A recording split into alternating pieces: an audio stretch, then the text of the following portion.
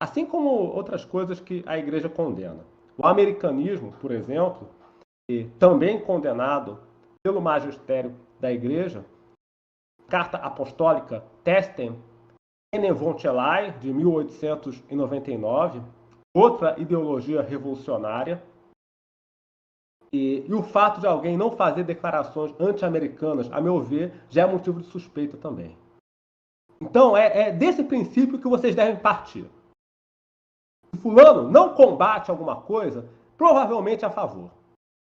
Ele fica em silêncio, ele está escondendo o jogo. O mesmo vale para o comunismo, para o aborto, para o americanismo, para as seitas protestantes e tudo mais. É que vamos lembrar, não é só o comunismo que a igreja condena. Condena também o americanismo, o liberalismo econômico, político, religioso, condena as seitas protestantes, condena a maçonaria, a qual certos candidatos aí estão ostensivamente associados. Já que nós estamos falando, né, falamos um pouco do comunismo, vamos falar um pouco da maçonaria.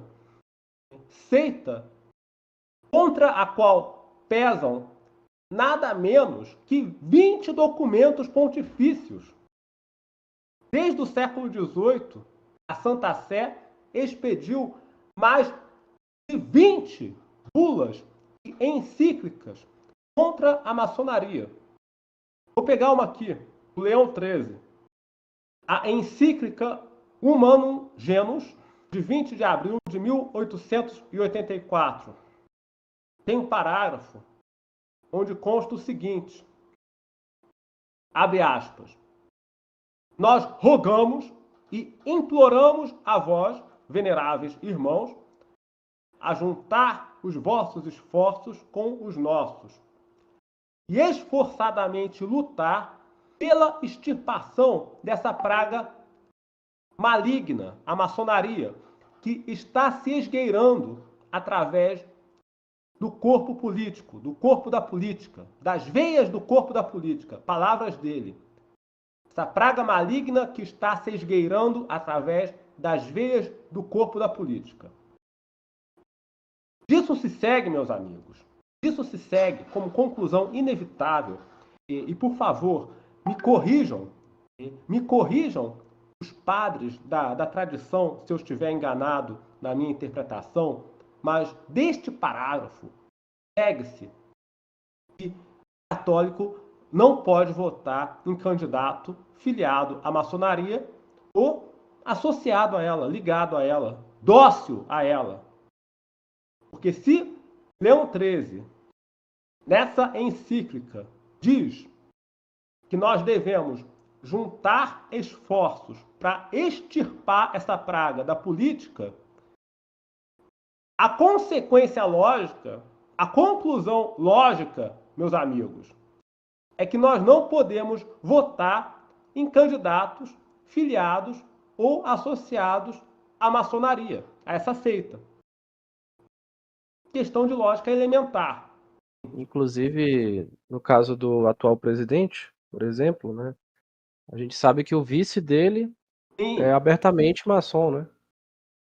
exatamente, o Mourão, que dá palestra por aí, inclusive, está afiliado aí no grau 30 e tanto, e o próprio presidente da República já foi recebido nessas lojas aí como palestrante mais de uma vez.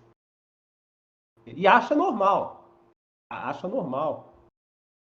andar com esse pessoal. Então, por favor, meus amigos, vocês tirem as vossas conclusões. Se Leão XIII, nesta encíclica, diz que nós devemos juntar esforços para extirpar essa praga maligna das veias do corpo da política, conclui-se que nós não podemos votar em candidatos que estão levando a influência dessa seita para dentro do corpo do Estado, do aparelho de Estado. Então, senhores, tirem vossas conclusões. Porque em época de eleição, Pedro, em época de eleição, não sei se você já percebeu, rola uma chantagem muito vagabunda, principalmente dos neocons e dos cogumelos do olavismo que circulam por aí. Esse pessoal, de repente, tem um ataque de ortodoxia, né? Em época de eleição, eles têm um ataque de ortodoxia, de pseudo-ortodoxia, e sacam do colete o decreto de Pio XII, que sujeita à excomunhão automática aqueles que votam em partidos comunistas. Então, tá correto, não pode votar mesmo. Mas tem que lembrar do resto, né, meus amigos? Enfim, tem que lembrar de todo o magistério da igreja. Nós temos obrigação de julgar os candidatos, lembrando de todo o magistério da igreja e não só de uma parte. Devemos lembrar das encíclicas que condenam o liberalismo religioso, político e econômico. Eu estou aqui com as encíclicas e alocuções que condenam também o liberalismo econômico, o bezerro de ouro de alguns cipaios aí. Então não tem conversa. Inclusive eu lembro, né, por exemplo, o senhor falou sobre esse tipo de chantagem, né, barata, que em 2018 era muito comum mesmo, por exemplo, ameaçarem pessoas que não votaram, no Bolsonaro de estarem em pecado mortal, por exemplo, né. Era Eu realmente muito escutei isso comum. aí. Eu vi isso rodando por aí, sim, no Facebook. Inclusive, aproveitei a campanha eleitoral para banir um monte de gente do meu Facebook. Aliás, deixa eu aproveitar.